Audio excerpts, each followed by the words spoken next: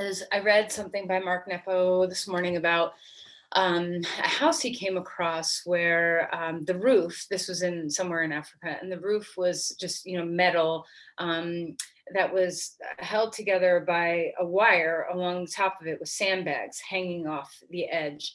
And how precarious that seems. We're used to roofs being nailed down and, multi-layered and all these things. And he gave the example, which kind of struck me, around how we fortify, for a good reason. We're, trying to protect from rain and snow and all that. But really, if we kind of put that analogy into our hearts, what kind of layering do you have of protection that you've put over your heart that might be a little too strong? So, if you were to have a roof over your heart that was just a little piece of wood or a little piece of metal that was just kind of laid over with sandbags that could be easily removed, and you could open your heart when it's time, would that be very different from some of our experiences where we're wounded, whether physically, we have an injury, or emotionally we're wounded, and we tend to just nail things down, like, nope, I'm not going to trust that my heart can be open to that.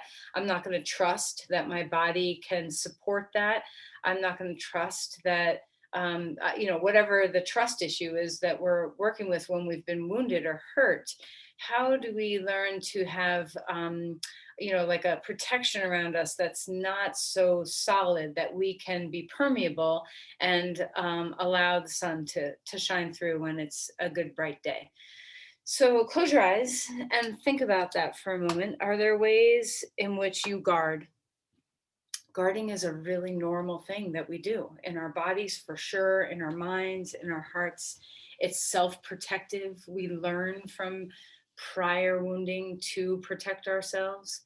So contemplate something, whether it's an injury you have had that you have yet to kind of fully recover from, or maybe it's just a guarding that you have in your body from an injury that you've had in the past. Perhaps it's something more emotional, some protection layer that you have over your heart. So contemplate, what this is for you. And is there a coping mechanism that you've chosen, that you've consciously or unconsciously chosen, that might be not serving you, that maybe is a little too much guarding, maybe a little too much restriction, too hammering and nailing down a little too much protection? And if you find something that you can loosen just a little bit, what kind of courage is required? If it's physical courage, if you've been injured, is it learning to just bear weight? Is it learning to open your heart? What is it that you need to clear out some space for? And what's required? What's required? Is it courage? Is it awareness? Is it presence? Trust? Faith? Is it surrender into what is instead of what you wish could be? What's required?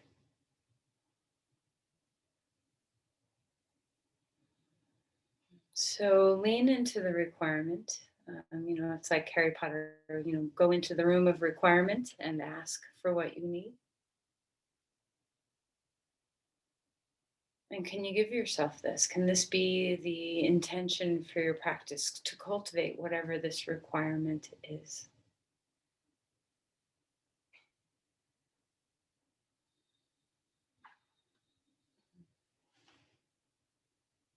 Breathe your way into some space. Open things up, free things up. Invite whatever it is in. And if you have a guest coming to stay, you need to make room for them. So how can you make room in the body, in the breath, in the heart? What can you loosen?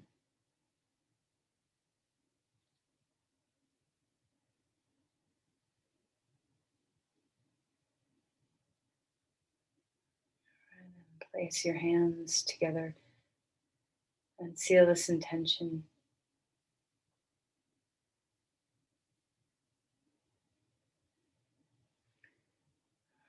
And relax the hands. Okay, let's come onto our back. All right, so begin your practice. I know you guys know I'm still a teeny bit gimpy from a sprained ankle, so if I look wonky, do as I say, not as I do, and actually don't even do as I say. Do as your body says. But I may not be demonstrating everything perfectly, so let's go ahead and stretch. Reach your arms, lengthen. See if you can open up the sides of your body. Stretch one side, stretch the other side. Come into whatever awakening arises from this movement pattern. What's here for you today? What's awake? What's alive? What's free? What can you free up? All right, and then relax that and bring your knees to your chest and rock a little bit, sway from side to side. Free up the back body some, see what's easy in you. And then let's circle the knees 2 or 3 times. Feel into the sacrum, feel into the low back, the pelvis. Circle the other way. All right, and then circle some openings. So knees apart and then circle them back in, or semicircles, whatever kind of movement is right for you to kind of wake up the range of motion in your hip joints. There's not, yoga's so great because so much of our movement pattern of the day is just flex and extend through the hips, like when we walk or run or sit. And, having range of motion that turns us into rotation is a really nice thing for our hip joints. Go ahead and bring the right knee into the chest. The left leg is long on the floor and roll around your ankles.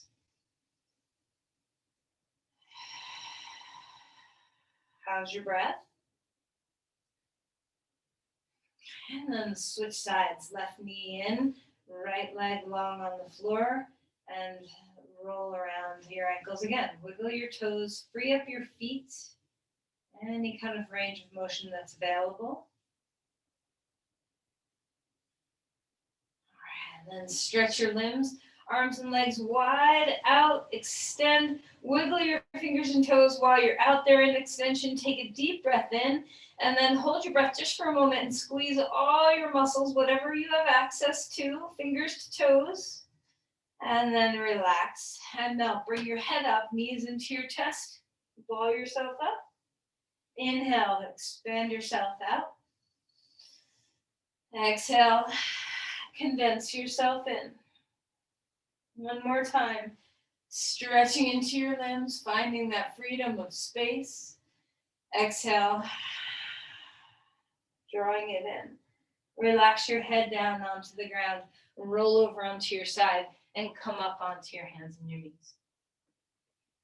All right, so as you find your way onto all fours, let's start moving through your spine. So feel some flexion and extension through some cats and cows.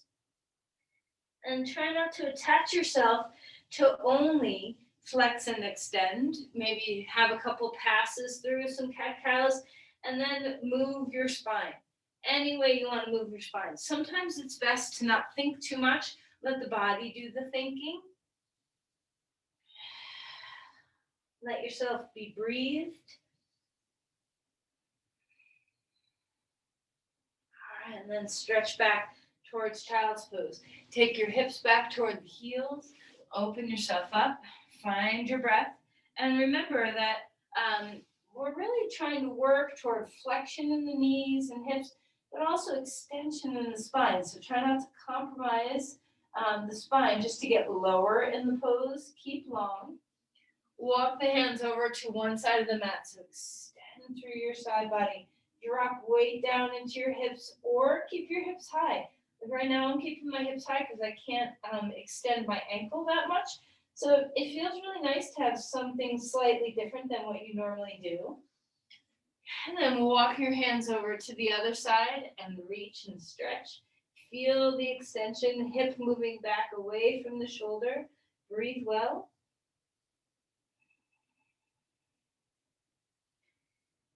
And then come back to center. Come back to a cat-cow again. Feel the arching and rounding of your spine. Are you coming home inside your body? Inhale, lift your left arm up in the air. Exhale and slide that shoulder down, stretching through to a twist. What's here? Make room. Breathe. How can the physical work of your practice give you what's required to make some space, to open up some of those guarding patterns that you have? And then inhale, reach the arm up to the sky, place that hand down onto the ground. Change sides. Guarding patterns, let's have some gratitude for our guarding patterns. It's such an innate and very protective aspect of ourselves. So let's give ourselves a little credit, a little gratitude for the ways in which we are self-protective. And also give yourself the awareness that maybe you don't need so much. Inhale, reach that arm all the way back up in the air. Place the hand down onto the ground and come to dog pose. And what we might discover when we loosen ourselves up and find what's required to trust and be a little bit less guarded is that perhaps we not only can see that in ourselves, but in others as well. Maybe you can trust that you won't be as guarded with other people as much as with just your own heart or body. All right, let's move. Pedal your feet. Feel free to awaken whatever. Doesn't it feel good to awaken your body? So come inside yourself. Everything that happens in the present moment is a beautiful thing. So allow yourself to be in the presence of the sensations of your body, in your breath. What's required right now? Find and pick a spot that feels awesome and see if you can use that as a tool to unguard places that maybe don't feel so awesome. Trust yourself. Give yourself over to your weight. That yielding is a huge act of trust. So give yourself to the earth and then rebound through the body.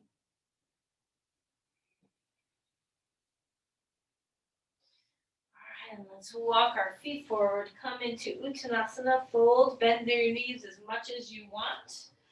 Find your breath. Inhale for a halfway lift. The spine grows in its length. Thigh bones move back. Sit bones are high and wide. Spread out your feet. Exhale and melt again. Relax the head. Let it fall toward the floor. Inhale, halfway lift. Can you find extension and space without a sense of, even spaciousness can be guarded if we lock ourselves into the extreme of our length. This can be a guarding too. So soften something. Give yourself over to the yield. Drop weight into your feet. Rebound through to your sit bones. Exhale and melt all the way down again.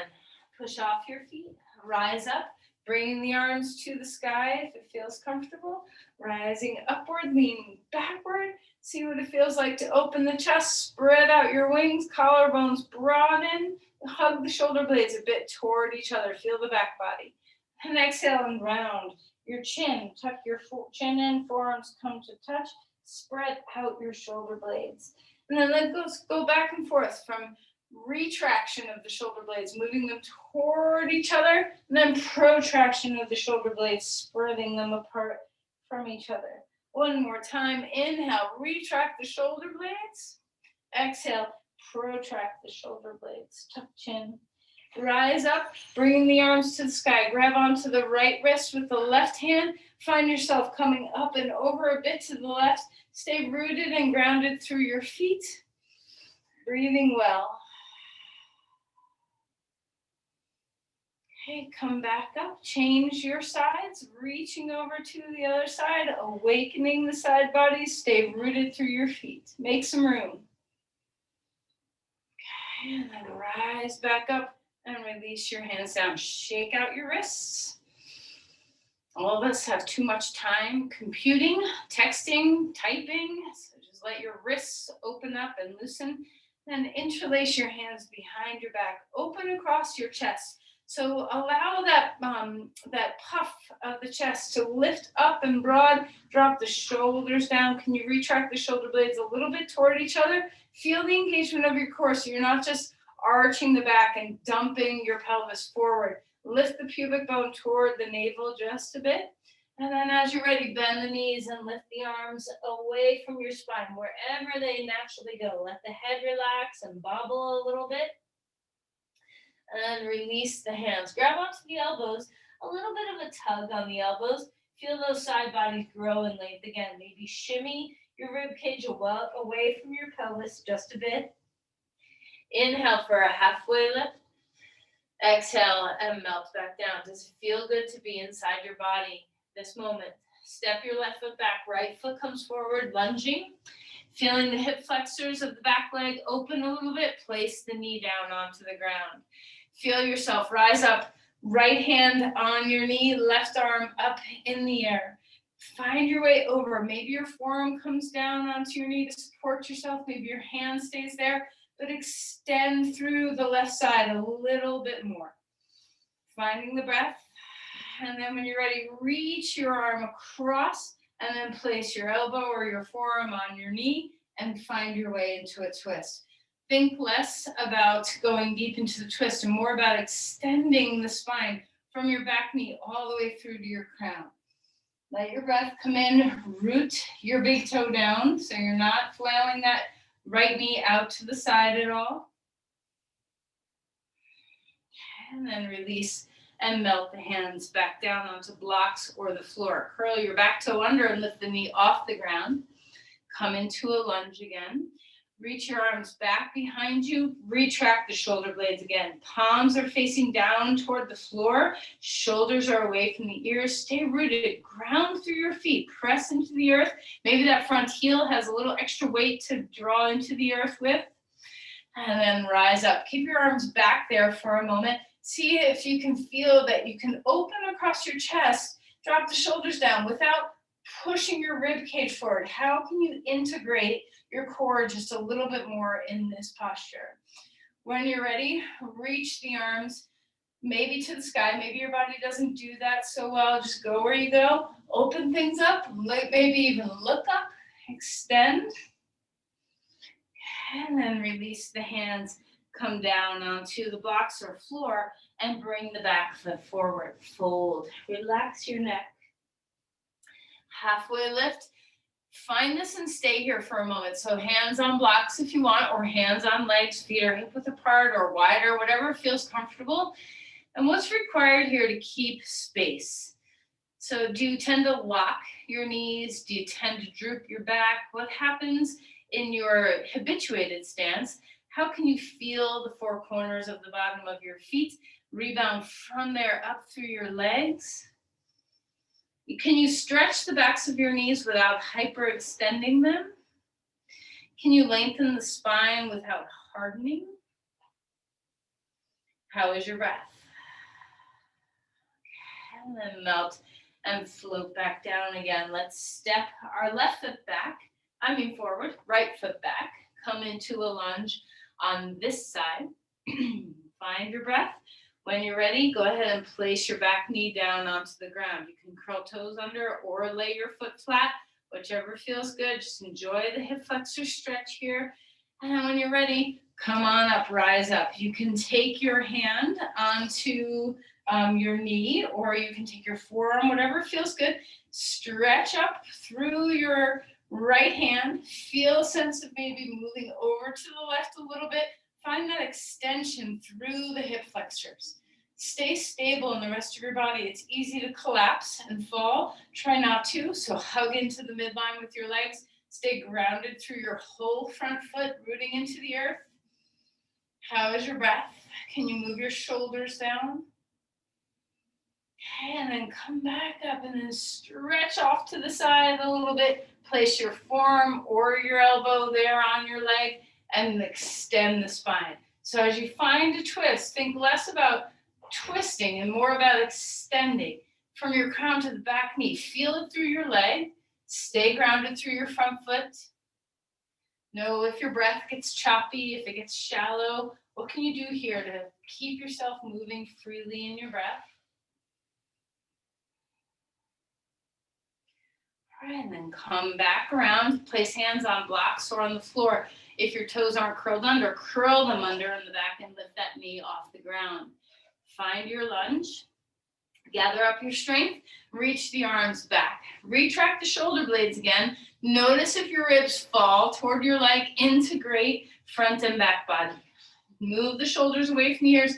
Not only retract the shoulder blades a bit toward the spine, toward each other, but drop the bottom edges of your shoulder blades toward the pelvis a little bit. And rise up. Find your breath. Ground through both feet. Spread out your hands. Open the heart without locking the back body. Open the heart without pushing the front body. See what you can do to integrate, soften something, make room. Reach the arms up when you're ready. Extending through your spine. Maybe look up. Maybe that messes with your balance and you don't look up. Just see where you are. And then release the hands back to dog pose. You go. Does it feel good to be inside your body? Deep breath in, deep breath away. Come forward into a plank. Hold yourself steady here.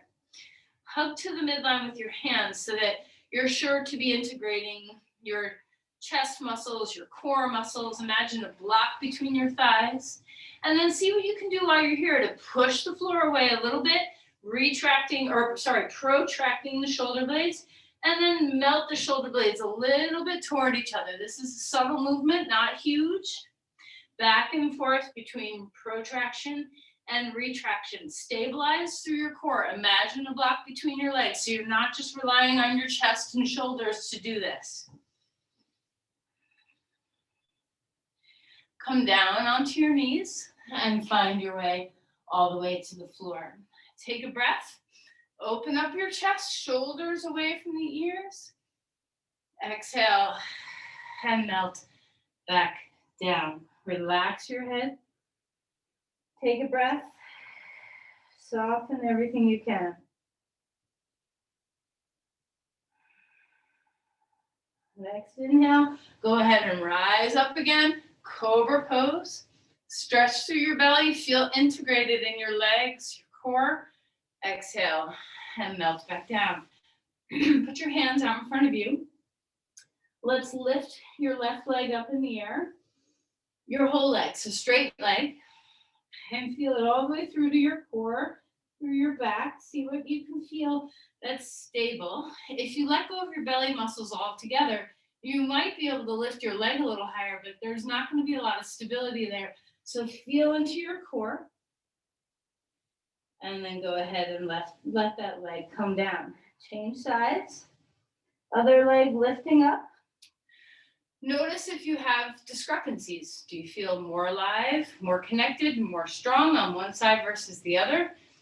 Is there a pattern of guarding in your body that creates any of these differences between your left and right sides? Okay. And then let's add the arms to this. So you can have your arms overhead, out to the side, or down at your sides. So any of those positions will work for this pose. Take a deep breath in, left leg and right arm. Find that line through the spine. Integrate with your core. Try to feel that you're integrating a lot of different muscle groups here. Find the breath. Exhale. Melt back down. Change sides. Find your breath. Try not to go anywhere with your breath, without your breath. Relax your neck. Breathing well. Then exhale and release. Come up onto all fours and have a moment of swishing your spine around. Release tension that might have crept in from that posture. Breathing deeply. And then eventually finding dog pose again. Extend through the spine. Breathe well. So notice when you come into a full body posture, if you have the capacity to both find space and strength, is there room for both? When you try to stabilize in a pose, do you tend to get really locked? Find room, find breath, find a little bit of ease, hiding somewhere, and then let it grow. All right, let's lift the right leg up in the air, stack the right hip over the left hip, maybe bend your knee, maybe straighten your leg, what feels best? And then square up the hips again, knee to nose. Bring it in. Inhale, bring it back. Okay, now we're going to lift that leg all the way up in the air. When you're ready, exhale and bring it through to a lunge. Plant your foot down. Plant your back heel down onto the ground. So find that sense that you're one leg. So we're grounding here. Before you come up, find the ground. Yield into the earth. And then stretch your arms back like we did before in crescent lunge. Reach the crown. Start to come up. And as you do so, make the connection from your crown to your back heel. Keep that connection alive the whole way as you rise upward. Maybe change your arm positions. Maybe your arms come up. Maybe your arms come out. Maybe you bring your front foot out to the side more. What's going to give you the stability of connecting the front and the back of your body in harmony to each other? Can you feel the shoulder blades, especially if your arms are overhead? Root into the back foot to lift through your crown. Press into the front foot as well. Exhale, hands down onto the ground. Place your back knee onto the floor. You might need a plan B for this, just to let you know. We're going to keep the left hand on the ground. Reach back and grab your left foot with your right hand and come into a quad stretch, a hip flexor stretch. If you can't do that stretch, stand up and grab onto your foot, or you can lie down on your side and grab your foot and just come into a quad stretch. No matter which way we're getting it, we're stretching our left quad. Okay. Find your breath. All right, and then relax. Release from that. Okay. Lift your back knee up off the floor and bring your foot forward. Come into Uttanasana, fold. Inhale for a halfway lift. Exhale and relax and melt. Let's step the other foot back. So now our left foot is forward. Our right foot is coming back to a lunge. Plant the back heel all the way down. I won't forget about the three-legged dog, don't worry. Plant the back heel down onto the ground. Plant the front heel down onto the ground. When you start to find your way, lengthen through your spine. See what it feels like to reach the arms back. Feel the shoulder blades, feel your core. Ground into both feet. Make that connection from the back heel to the crown as you start to rise up. Try not to divot into the low back. Keep the long line. Bring your arms wherever you want them to be. They can be up, they can be out, but especially if your arms go up and your head tips back, try not to just sink into the lumbar spine. Reach into the extension, root into your feet. Find your breath. Relax your neck and shoulders. Make room. And then release the hands down onto the ground. Place your back knee onto the floor. Make a transition to a different posture if a quad stretch is not available to you in this position. If you're able to, the back knee stays onto the ground. Reach your left arm behind you. Grab onto your right foot. Stretching your right quad now for whatever position you're in, whether you are on your side and grabbing on to your ankle, whether you're in the lunge or whether you're standing up, we're stretching our right quad.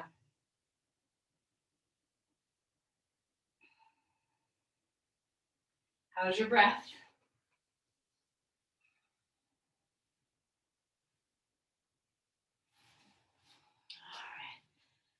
Let's release that. Place the hands down onto the ground. If you are in a different position, come back to this position. And now we'll lift that left leg up in the air. Three-legged dog on this side. Engage your glutes. Open up the hip. Maybe bend your knee. Maybe straighten your leg. See what's there. Deep breath in. Deep breath out. Exhale, square the hips. Take a deep breath in. Exhale, knee to nose. Bring it on back.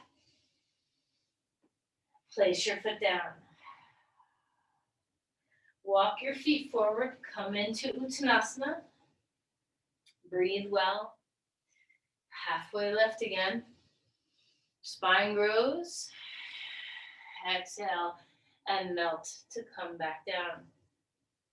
Rise all the way up. Bring your arms to the sky, finding your breath. Hands come to your heart. Pause here for a moment. Tadasana, mountain pose. Maybe your hands stay connected. Maybe your hands go down. Does it feel good to be inside your body? Can you be even deeper inside your breath?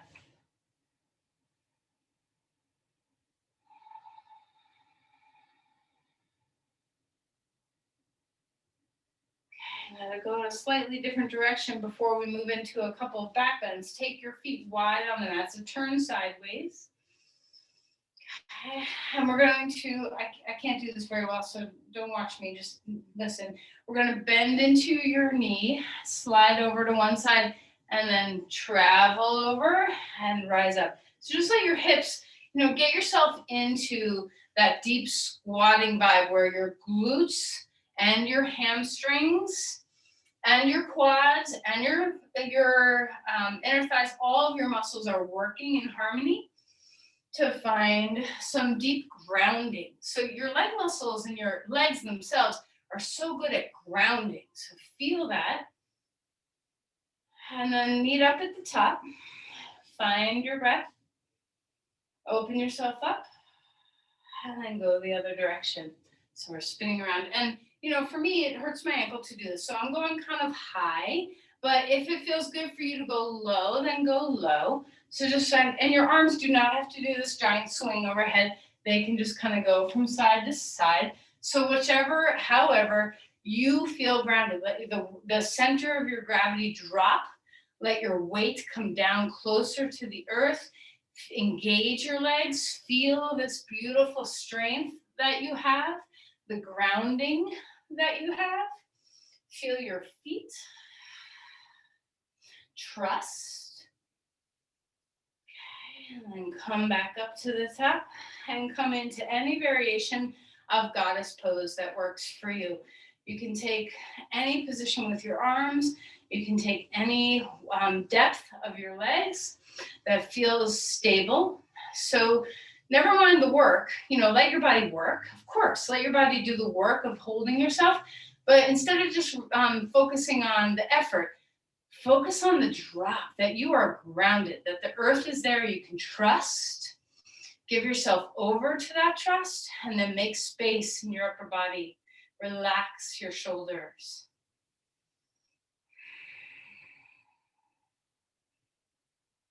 Relax your neck. Come into your full breath.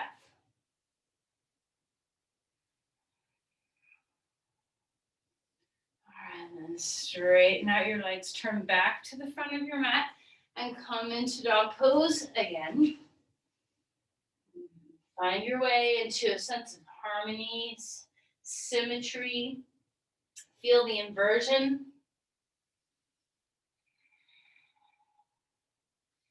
All right, come forward into a plank. Finding your breath.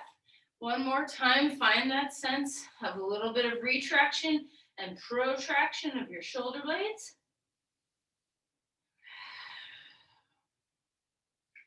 All right, and then come all the way down to the ground.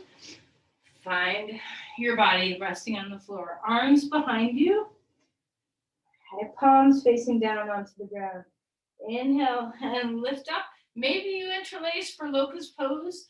If you do so, if you interlace your fingers, notice if your shoulders roll into internal rotation. If that happens, find some external rotation within the posture. Do what you can. Move the shoulders down. Feel the bottom tips of your shoulder blades. Find the low spine. Engage your core, your glutes. Let your whole body work for the posture. And then melt and come back down. Turn your head one way or the other. Pick up your feet and windshield wiper your knees.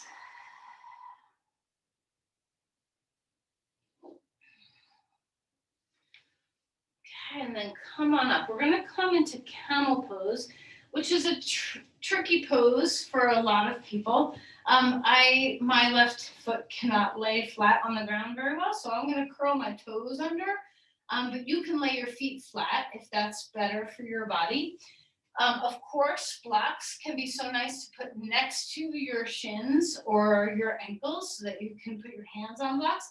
And you don't even need to have your hands on blocks. You can have your hands on your hips and do the pose from here. You do not have to have your hands go down. So we're going to take a little test run. So wherever your shins are, ground them toward the floor. Lift your pubic bone, drop the tailbone, stabilize through your core.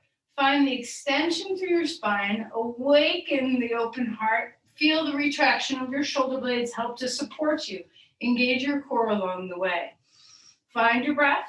Only go as far back as your body says go, and it could be like an inch back. It doesn't have to be super far.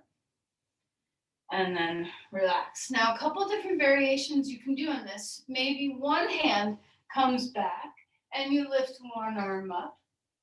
Maybe two hands come back to the blocks and you open your chest and find Camel Pose. Maybe your hands go all the way to your heels. However you want to find your variation. If you are doing the variation where one arm comes up, just make sure you switch sides and try the other side. Move your shins toward the floor. Engage your core. Feel the shoulder blades. How is your breath? All right, let's relax. And when we come down onto your back, notice if that pose left you feeling more bound than free. So it's a hard pose. Camel Pose is a hard pose. Take your feet a little wider than your hips, or at least hip width apart, and let's windshield wiper our knees left and right. All right, so finding your breathing.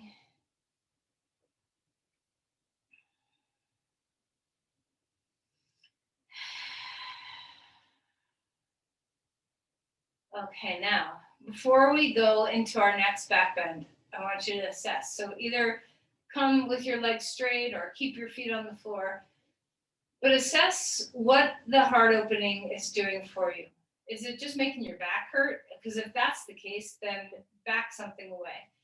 What I'm hoping is in this next posture, you choose wisely to create the room that you're looking for. So when we come into bridge pose, you can do this very actively, where we have our feet planted, and you can either have your arms down on the ground, palms up, and come onto the tops of the shoulders and find an active bridge.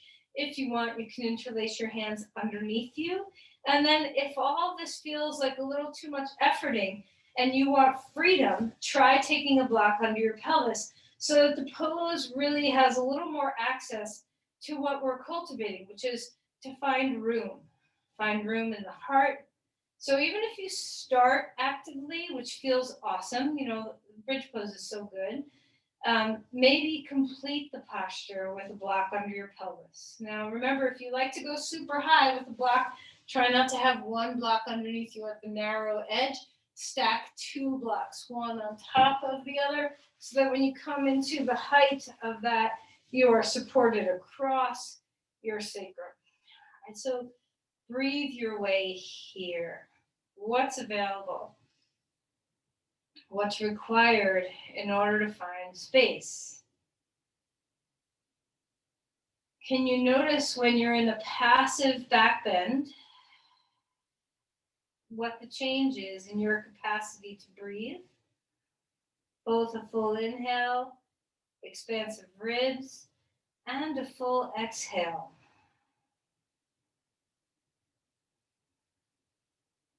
Notice where you guard.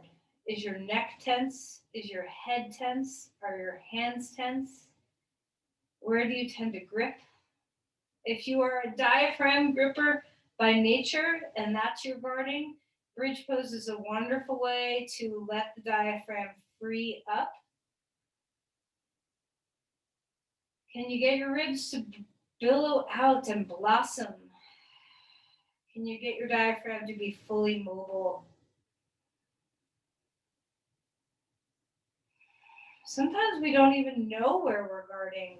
You know, we may have tacked down a roof somewhere in our body without even being conscious of it.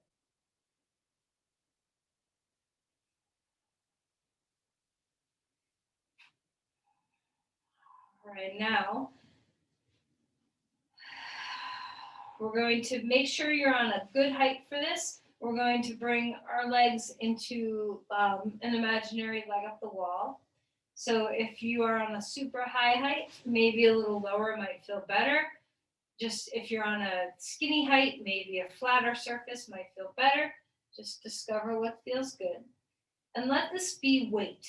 Okay? Just like Goddess Pose was kind of feeling actively our depth of weight.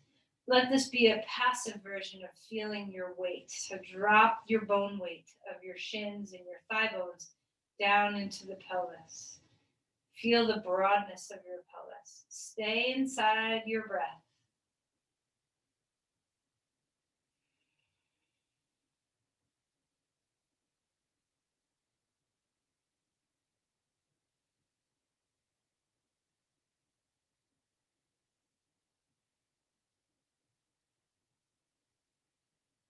All right, and then bring your knees to your chest. Let your back stretch just a bit. A little bit of traction with your pelvis up on the block. And then let's release the feet down onto the ground. Lift the pelvis off the block. Come down flat on the ground. Feet hip width or wider. Windshield wiper your knees again.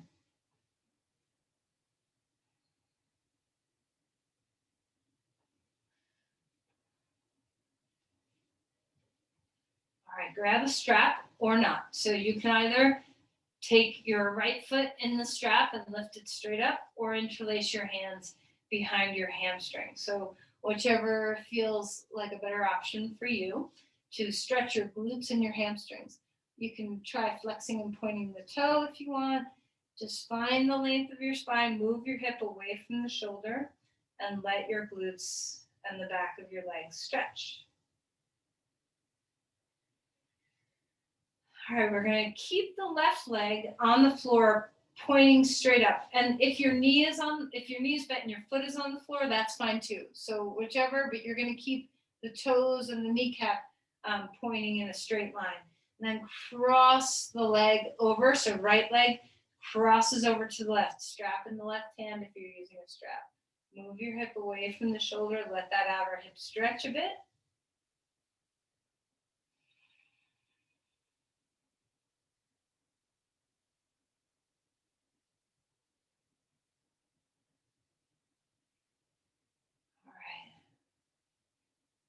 Lift it straight back up. If your left knee is not bent, bend it. Cross the right thigh over the left thigh and bring your knees to your chest. And you can hold anywhere. You can hold behind your left hamstring. You can hold the tops of your knees.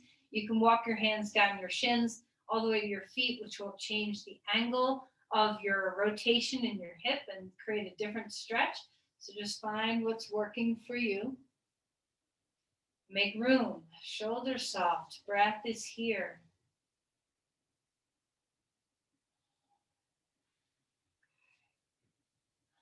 All right, and then unwind the legs. Stretch your body out to a starfish.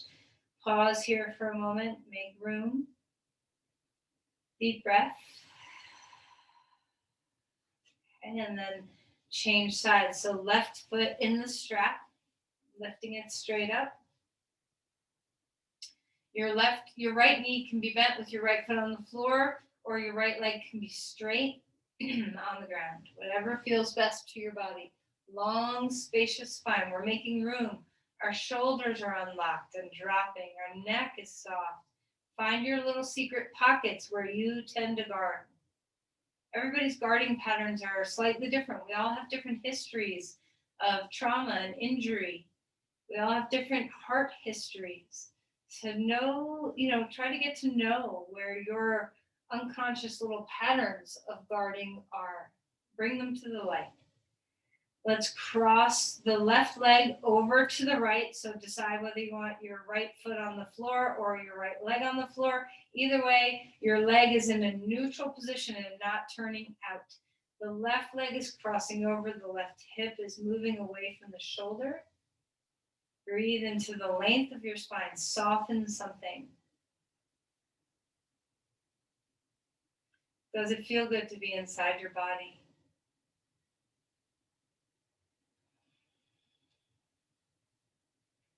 One of our guarding patterns can be disassociation too, kind of stepping outside your body, not wanting to feel your body. We have all sorts of tools to do this, whether they're addictions or, all sorts of disassociative patterns. So one of the ways that we can unguard is to just be present, to find ourselves welcoming ourselves home. Okay, let's bend that knee, cross the left thigh over the right thigh. Grab on wherever you're grabbing on. And of course, you can do a different pose if you want to do reverse pigeon instead of this hip stretch, whatever works for you. Soft shoulders, base of the skull's melting, the base of your whole skull is melting, not just the base of your skull. Relax the muscles around your face. Soften your tongue. Relax your ribs. Soften the walls of your throat. Relax your ankles and your feet.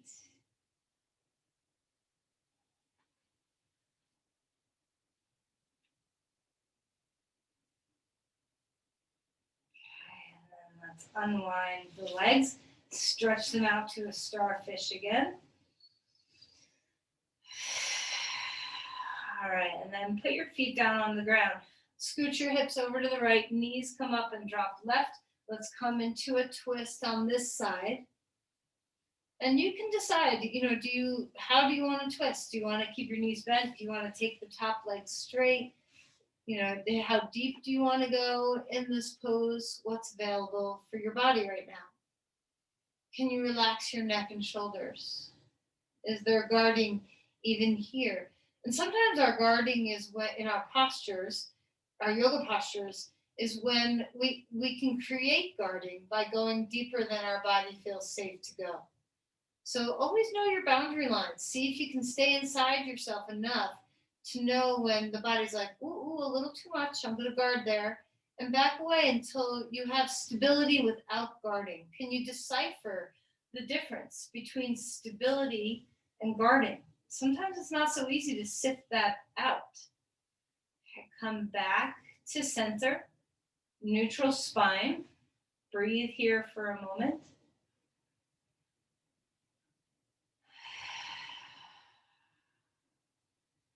And then after your breath, go ahead and go to the other side. So move hips to the left, drop knees to the right. Make sure you're supported. Maybe you need a block underneath your shins to make yourself not go so far. How do you stay within the range of motion that's safe and comfortable for your body so you do not have to be vigilant? Your body doesn't have to be vigilant. It can be stable through breath and effort without hypervigilance from overdoing.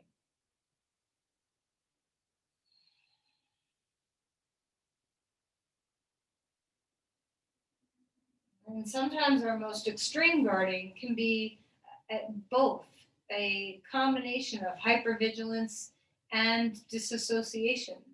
So just, get to know your patterns without storylines or judgment. Just get to know the patterns of your body and mind. Okay, let's come back to neutral. Have a breath in your neutral place. And then lastly, before Shavasana, let's come into happy baby pose. So grab onto your feet, maybe do a little rocking. Maybe you can't reach your feet and you grab behind your thighs. So wherever you are, whatever kind of movement feels good, let your back relax.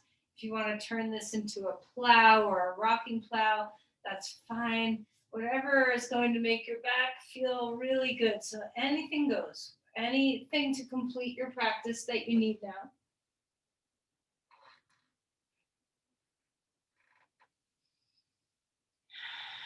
Now, after some back bending, sometimes the very best Shavasana is one where we put our legs up on something, whether it's on, you can take two blocks long ways like this against each other, and then put a blanket on top of them so you have some support underneath your knees. If you don't have a bolster, that's a good way to create a bolster. You can also put your legs up on a couch or a chair. Experiment whether you'd rather be flat or with knees bent. And if your knees are bent, experiment whether you'd rather have the support under your thighs, under your knees, under your calves. So just take the time to set your Shavasana.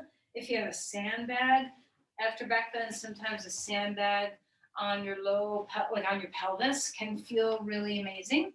So just do what feels good. Set yourself up for success. Breathing well.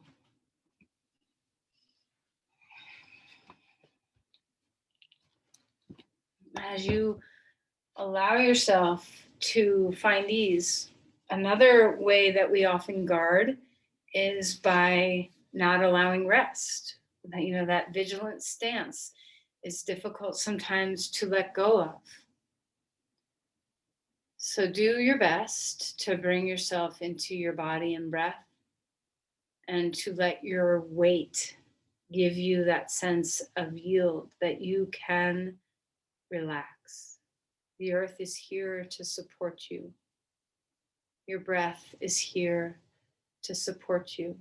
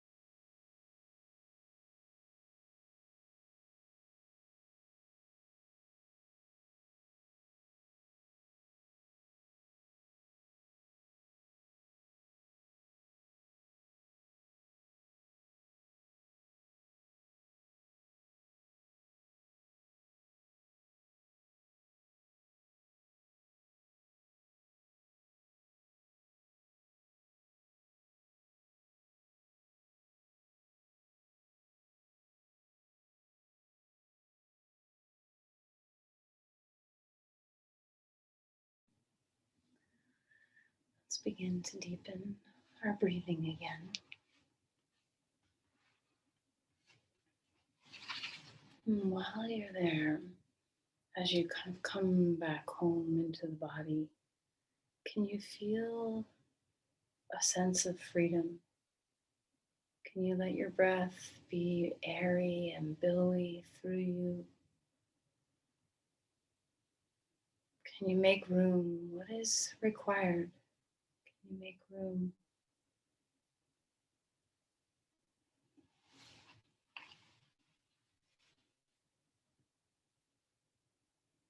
And then eventually begin moving. However you best return from Shavasana.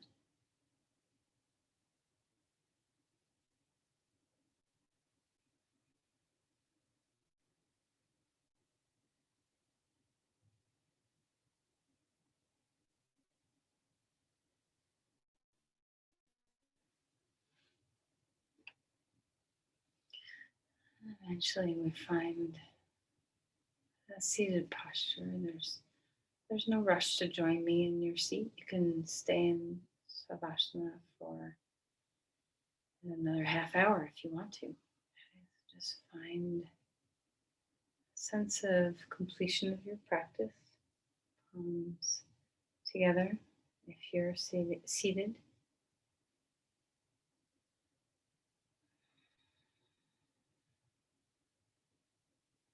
Can you bring your practice off your mat? Can you share your energy with another? Send your love and care.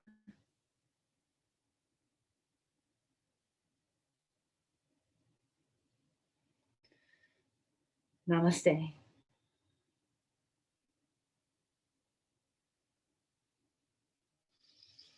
Thank you, everyone.